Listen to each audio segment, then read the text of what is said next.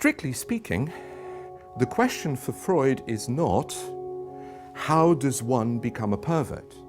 The question is, how does one become sexually normal? Because he was of the conviction that human sexuality is intrinsically, is fundamentally disturbed.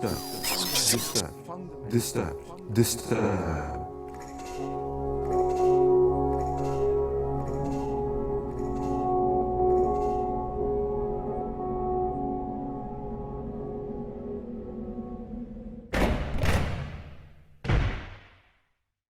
The first thing we need to understand is that when Freud talked about sexuality, he employed an enlarged concept of sexuality. It no longer meant genital penetrative sexual acts, but any practice that was invested with libido, that had an erotic charge for that person. Ooh, that's so good.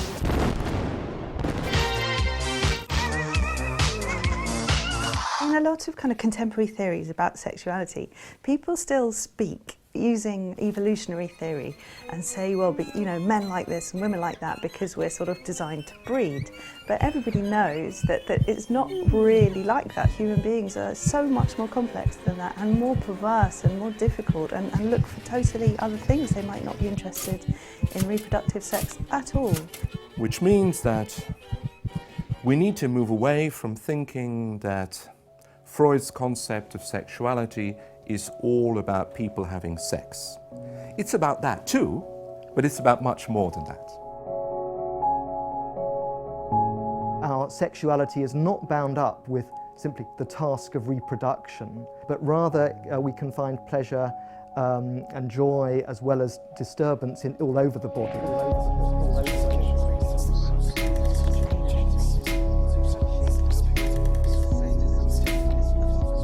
What he had discovered very early on was that young children experience intense sexual desires, not in the adult form, but in the form of that they get pleasure from the oral drive, we would say, you know, from oral activities, from anal activities, from touching, from their skin, from being tickled. After a baby is born, the caregivers will focus on particular parts of the body. There'll be an exchange of looks, sustained eye contact with the baby. There'll be feeding, which obviously involves the mouth. There'll be speaking, which involves the ears. There'll be all sorts of other cleaning activity, bathing, changing nappies and so on, all the things one imagines in the care of children. They are early forms of what later becomes organized into adult sexuality.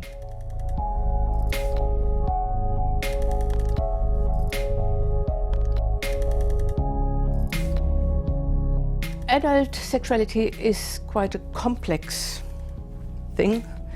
It includes all the various forms of infantile sexuality, like the oral pleasures, say kissing, anal pleasures, which may or may be more or less repressed and acted on, touching, looking, being looked at. But in adult sexuality, these are subordinated usually to the main form of sexual activity, which is genital sex and getting excitement and pleasure through that. But then if these infantile forms of sexuality become the main sexual activity of the adult, say a voyeurist, who gets off just by watching somebody getting undressed, we could call this perversion. But this watching is a normal part of infantile sexuality. So in a way he's making the point that aspects of sexuality which in an adult might be regarded as perverse are there in infantile life. Sexuality, in the way we think of it as an adult, is in a way a much more restricted version of this sense of sensation and enjoyment in the body that is part of ordinary childhood.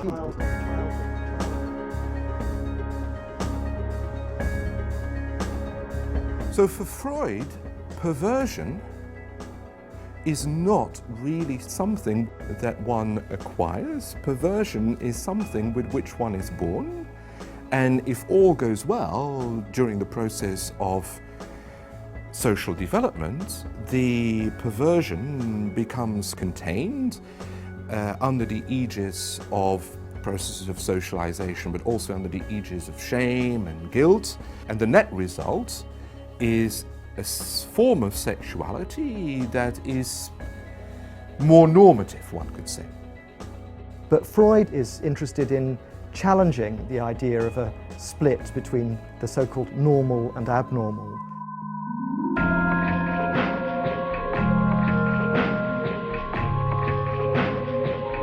Freud made his first discoveries by working with patients who were suffering from some distressing, debilitating symptoms, so something abnormal, we could say.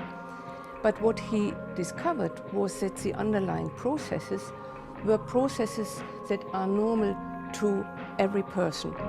So part of what's challenging in Freud is that he doesn't allow us comfortably to assume that we are simply part of a kind of category called normal, and that there's some other class of being called the abnormal, but that many of these processes and traits are familiar really in everyone.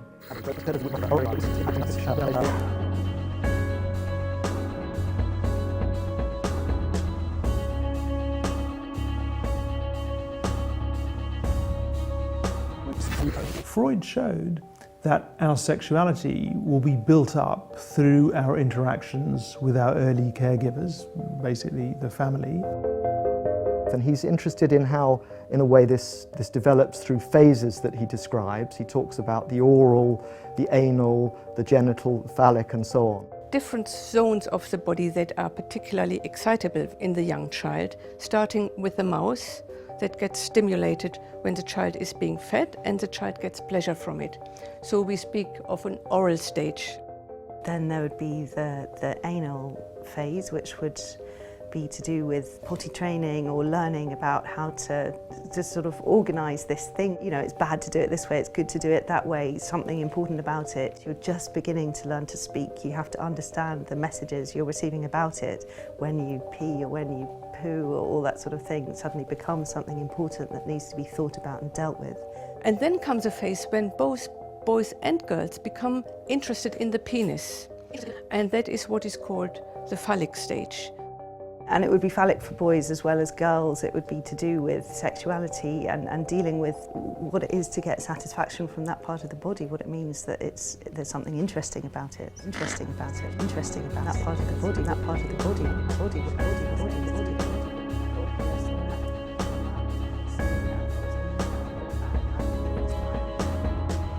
The interesting thing about those activities, those phases as they're called, is that they're so obvious to parents of young children.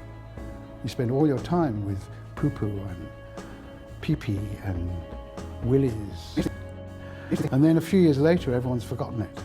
The parents have forgotten it, and the children have forgotten it. Children in particular, at the age of 9, would be deeply ashamed to remember the things they got up to when they were 3 or 4. Some ideas get pushed out of consciousness and then become unavailable, but they don't just go away. They still try to, they look for expression, so they try to come out, but they always come out as something else. Perhaps Freud's most radical idea here was that the human symptom is itself a form of sexual activity, that it takes up an erotic charge linked to themes of sexuality, linked to one's early history. Behind many neurotic symptoms is some conflict that involves a sexual desire. One of the promises of psychoanalysis is that those ideas can come out as themselves sometimes, and then they become much less worrying, less frightening, less disturbing. So psychoanalytic work will often involve unravelling those threads to bring out the components, these threads that make up the symptom. And in doing that, in many cases, though not all, the symptom will evaporate. Evaporate.